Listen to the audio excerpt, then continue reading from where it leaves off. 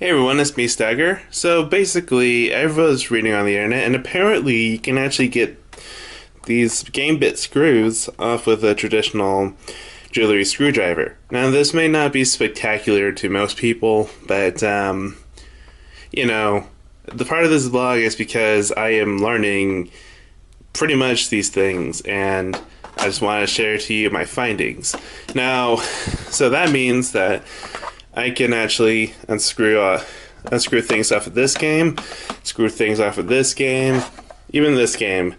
Now, of course, I can't really do any Game Boy Advance games because they use a different screwdriver, which is a tri-ring screwdriver, which is even harder to find. And yeah, so basically.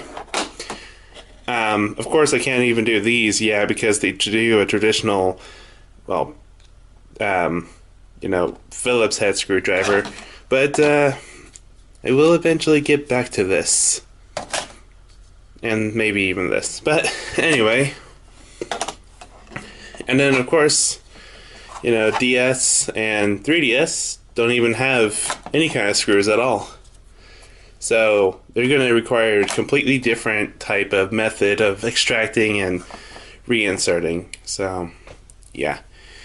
Anyway, another fact that not even the e-reader has the game bit. It uses the tri-wing like any other Game Boy Advance game. Anyway, so what the point of this video is basically I would like to learn a little bit more about the screw. I understand that most games actually do, or sorry, most basically retailers, I guess, who make reproduction cards already come with like screws. But the thing is though, they're like those screws that are like pointy in one end, and I want to learn a little bit more about the official screws. So this will basically learn how long it is, how important it is, and all that jazz. So basically, all you have to do with the screwdriver is to kind of, there we go, find the spot where it'll attach itself. You just simply rotate it until it becomes loose, becomes more and more loose. And this is actually a lot harder than it seemed, than I thought it was going to be. Should have done a game I would play less of. I'll be back. Okay, so I got it off. And that is one really tiny screw. Like, that is really small. So, something that's kind of interesting is that it doesn't necessarily swirl in, so that means this is actually a machine bit. Or at least I believe that's the official term. I'm not sure if it's focusing correctly or not.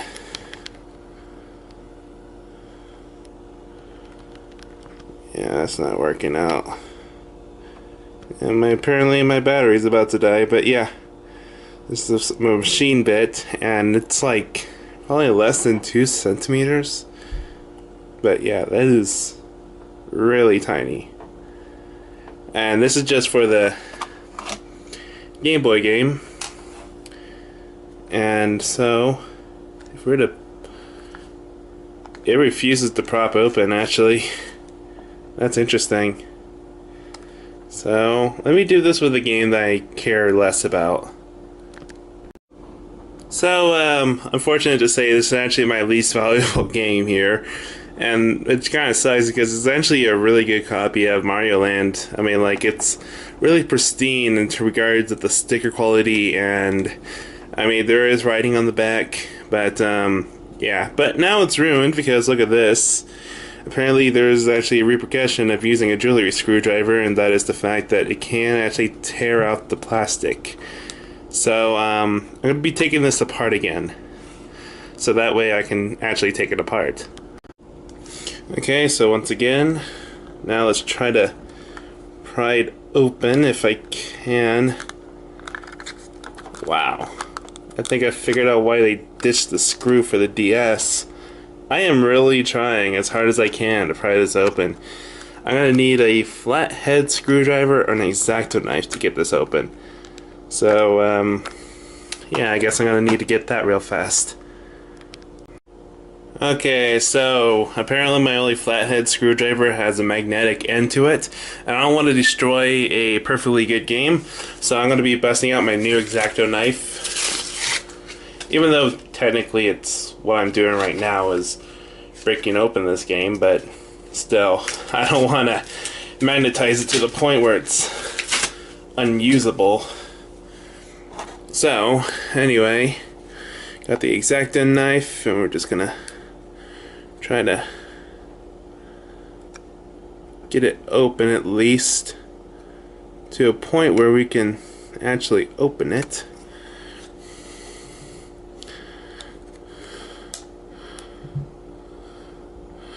Yeah, it's like really stuck.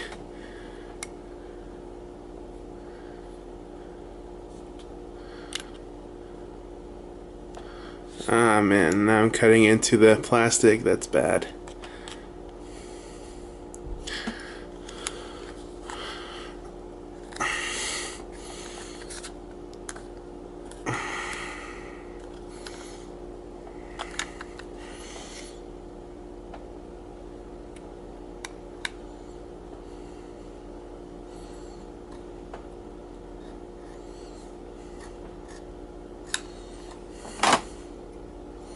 Oh wait, there's some plastic on this knife.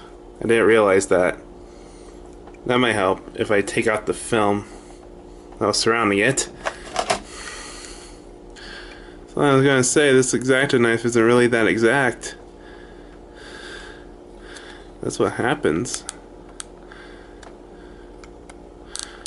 Another thing is that this is a rather old game, so it wouldn't surprise me if it's just compressed like this because of how old it is.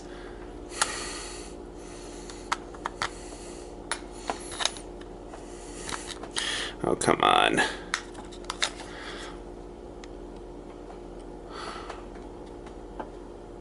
Oh, wait. So that's how it's done. I just need to slide it down. Okay. There we go. Look how clean that board is. Wow, that is so shiny. So, as you can see here, the screw end here, it just goes through and just, I guess, just keeps it held together through these knots here, so that way no one can slide it down. Okay. But yeah, look how clean that board is. That's amazing. Wow. Anyway, so something that's kind of interesting here is that actually you see here we have a RAM chip and what looks like just a simple, well, whatever the case is, this isn't, this, I understand this is like one of the earlier games, but this is clearly like, you know, something that you would use to download something in. And then this one is just something, I believe that could be a soundboard, but I'm not for certain. But I do know that Sharp actually does make, I think they make soundboards, but I'm not, don't quote me on this because I'm not an expert on chips or anything. But yeah, it has two capacitors up here. They're like really, really tiny. And this is just the cleanest board I have seen in a long time.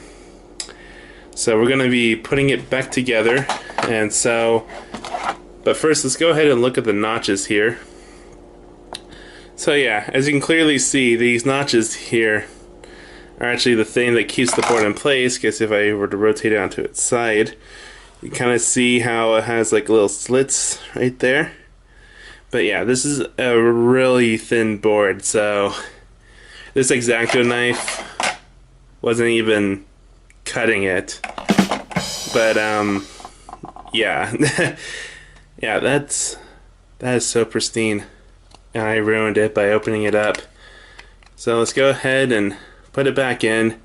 So we now know that it slides, that we have to slide it down to open it. We don't need to pry it open. Like, see, I'm trying to pry it open and it won't do a thing. So yeah, we learned something today. So anyway, now to screw this back together and look at some other games. Now I understand you won't be seeing it in like when you insert the game, but honestly that scratch, I'm not even sure you can see it on camera. Yeah, there we go. And now focusing. Now that scratch and how wide the little bolt where it's supposed to be is, it's all messed up. That's really gonna bother me. Now that the scratch is on the side, I feel so guilty about this. But you know, at least it's still playable, right? Yep, it still seems to work. So, if I press start, yeah. Got the sound going. Physics work and everything.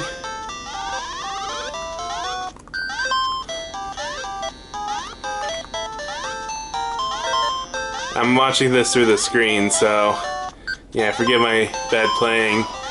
But yeah, as you can kind of see through here, everything about the level still works. And yeah. I ruined my chance of getting a fire flower. Wait, there should be a pipe somewhere.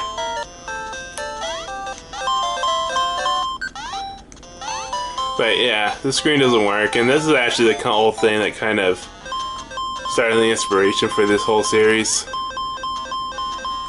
Oh, by the way, for those who don't know, this should be like, or at least there should be some hidden coins somewhere.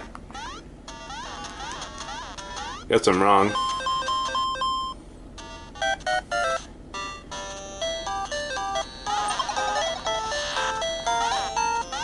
I thought that was a block. Ah, here it is. I think this should be the star. It's been a while since I played this.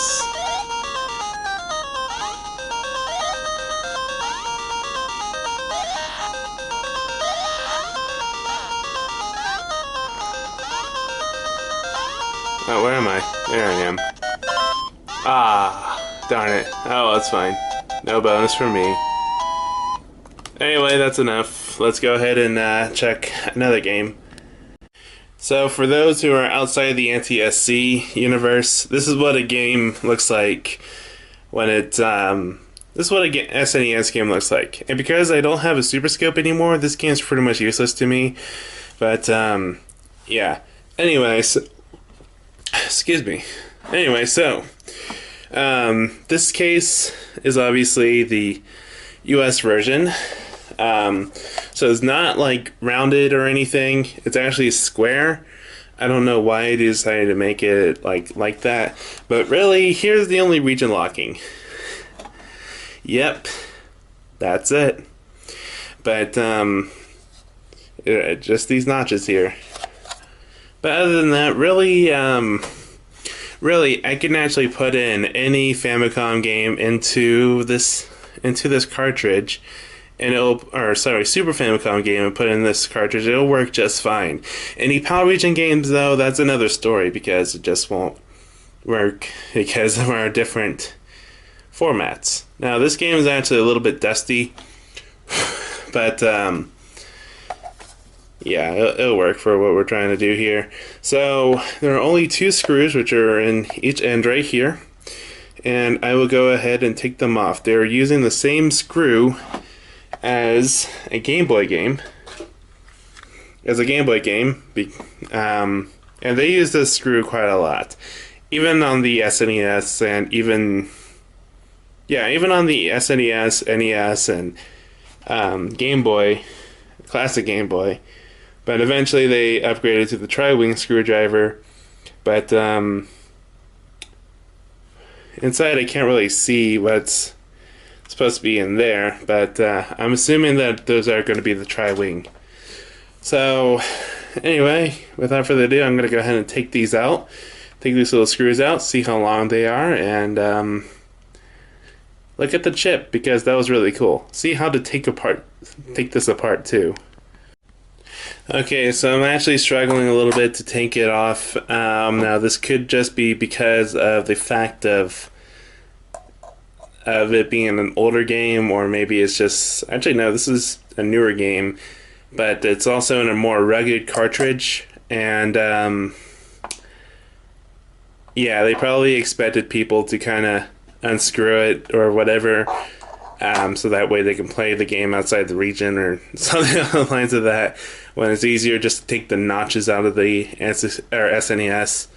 But whatever the case is, yeah, it's not going to be coming off soon. I'm going to see if I can try a different game, though. Yeah, it's not going to come off. Not even with a different game. So, what else is there? Well, the only thing that is left, which is the N64 version, but the only region locking being, I believe, it's the notches on the end. It could be, yeah, that's it. It's the notches in the end. If you're playing PAL or Japanese version, the notches will be in the center, and then these clips will be in the end. So essentially, it's the same design as previously, but the only difference is that obviously, obviously this is an N64 cartridge, so higher bits, despite it being a much smaller size. So yeah, I love it. I love the evolution of technology. It's really cool to see. Okay, so this too also refuses to come out. Like, I am trying as hard as I can to screw it off. I mean, I'm trying both ways too. Maybe I'm doing it the wrong way, or maybe they just decided to screw with people to, you know, like say, hey, the helix actually goes to the left instead of on the right. But yeah, needless to say, it's not going to come off. So I can't get Pikachu to be my friend anymore. Well, really, it's because I don't have the mic anymore, but still. So yeah, I'm stuck at the moment until I can get a tri-wing screwdriver. So why is it a lot harder to get this off than this off? Well, from my understanding, from even just looking at the bolts here, this looks like a completely different bolt than this. This one is sort of more colorful, while this one is just plain silver. In fact, if I had to look at the other games I have, Pokemon Pinball actually has these gold ones. The Game Boy Color has a gold one, gold one, gold one. So that would mean that the way that, like an old game like this, well, this one also has a gold one. So that would mean that there is a possibility that this one was actually refurbished at one point. Maybe it was missing the screw and they decided to add a new one. This one was actually bought from a pawn shop. It was a gift for me, but still. So if I were to try to take off this one from Game & Watch Gallery, since it's oh, it's actually turning, I think. Well, it was. Oh, come on. I am trying as hard as I can. I'm being serious here.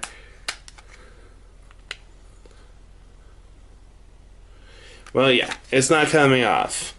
So maybe eventually they upgraded from this small bolt to this, or maybe I am just that big of a wimp. Whatever the case is, these golden screws are not going to come off unless I were to get the actual screwdriver. So until then, yep, I won't be able to unlock the mysteries that lies within Pokemon Puzzle League, or or for that matter, Donkey Kong Country, unless if I were to completely scrape off the label. Then I can actually see the entire inside of the game, which would actually be pretty cool. But whatever the case is, yeah, I'm sorry to disappoint you in this video, but until I get the proper screwdriver, unfortunately, I will not be able to really look into some of these games here. But, so yeah, that'll be it, and I'll be seeing you for now. And I'll be seeing you in the next video. Hold up, I have something that is quite interesting. So I have this little bit here that my father gave me as a starter kit for moving in on my own, and apparently it fits in these flash carts. And I know it's kind of a little bit dangerous to take apart a flash cart, but especially since, you know, there's a seal of authenticity right there. But you know what? I'm gonna do it anyway because, well, let's face it, the Super Card hasn't really been a good friend to me. Neither has the Easy Flash 4. Now, one of the biggest things is that I do actually plan on moving this to a new case at some point. The only issue is the centering of the screw right there. As you can see here, it is much smaller than what this is, and it is off-centered. Give or take that this is actually a bigger case than the Easy Flash 4, but I would really still like to at least give it a try, considering that, as you can kind of see, it's a little bent and warped and looks a little bit awful. So let's go ahead and take this apart first. Maybe there is a chance that I can actually fix the Easy Flash 4.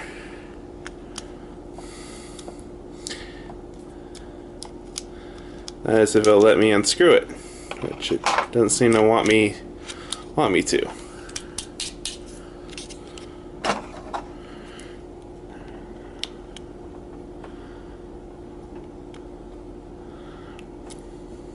Maybe I'm screwing it the wrong way. I know this is righty-tighty, so it has to be lefty-loosey, right? Or maybe it's just because the screwdriver is a bit too big. But it won't let me do it. For some reason. I'll be right back. Darn. So as it turns out, this is actually a little bit too big for this. Part of it is because of how, you know, it's in a little hole there. However, with this, in this case, it's how it's all flushed with the cart. I can give this a try. And yeah, that comes off actually quite easily. So I'm gonna go ahead and do this real fast. So this is just one screw, but look how that is really small. That's amazing. And it's one of those screws with the pointy bits in the end. I think they use these pointy bits because it is cheaper just to have. And looking from the inside, it does seem like it is actually made to have that kind of screw. So that's something to keep in mind when I actually buy replacement cartridges. So now if I were to take out the authenticity sticker, rest in peace,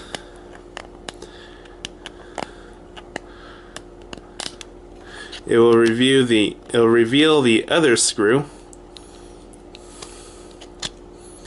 sort of. That's about as clean as it's gonna get there. There we go. There we go. And now I can take out the other screw.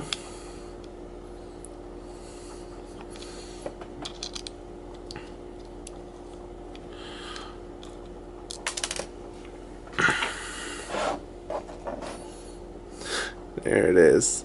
So small. And now we can actually take the board apart. Now, it comes out the same way as the as the Game Boy Advance games go, and that is actually really shiny. I do like that. Now, looking at it a little bit closer,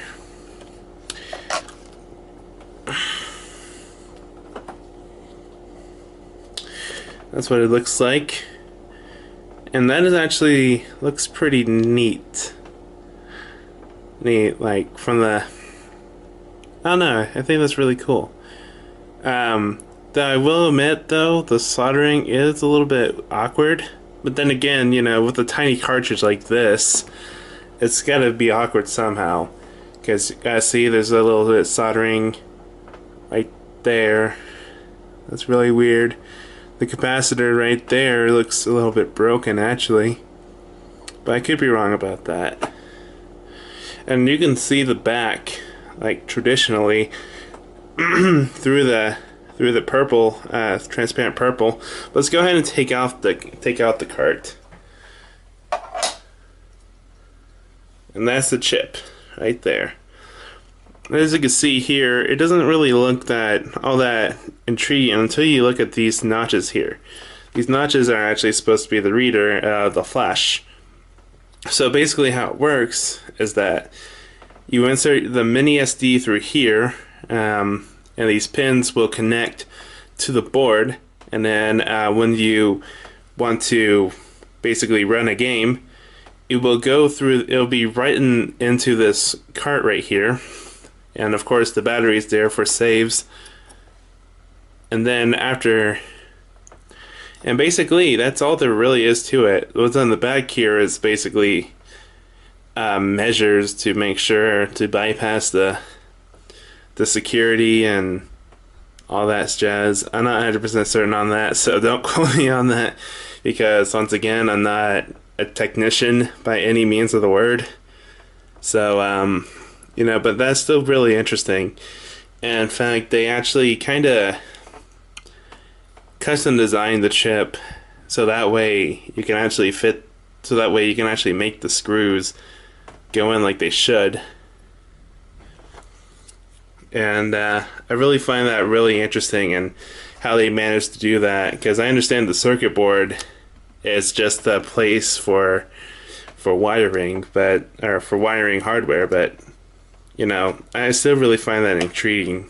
Anyway, so like I said, it looks like the design is actually made to be where the screw is supposed to be, well, like, you know, with the pointed end.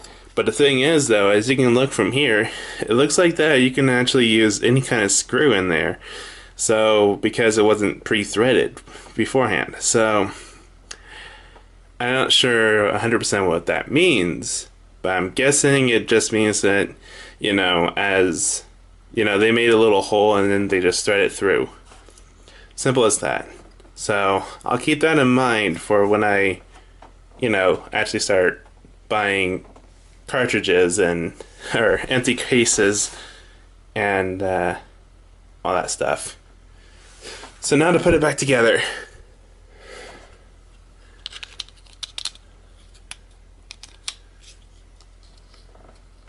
Once again, you just slide it up, and that's really all there is to it. You don't even need to screw it back on, but that's just there to prevent, I guess, that from happening. I'm looking at you, Easy Flash 4. Now, the thing is, I'm actually assuming that this will be the only case that is a little bit hard to open and close, mainly because of all the extra stuff that's in it, like all this hardware in the back, and then there's like really cramped the battery, just kind of pushing, just barely touching the plastic and all that. Yeah.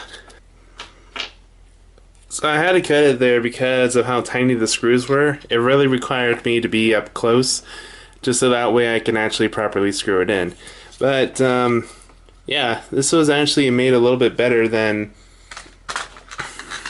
this cart because it actually feels a little bit loose. You may not be able to see it, but you can sort of hear it. It's like faintly loose, but Yeah, this thing is tight and it's not coming apart anytime. Unlike something I know, like seriously, you can, a little bit of, with no effort at all, you can actually open that up a little bit. In fact, you can actually do this. There's a better way to show it. So, yeah. Needless to say, I am hoping I can really replace the card in there. So, anyway, yeah, that's it for this little addendum, and I'll be seeing you.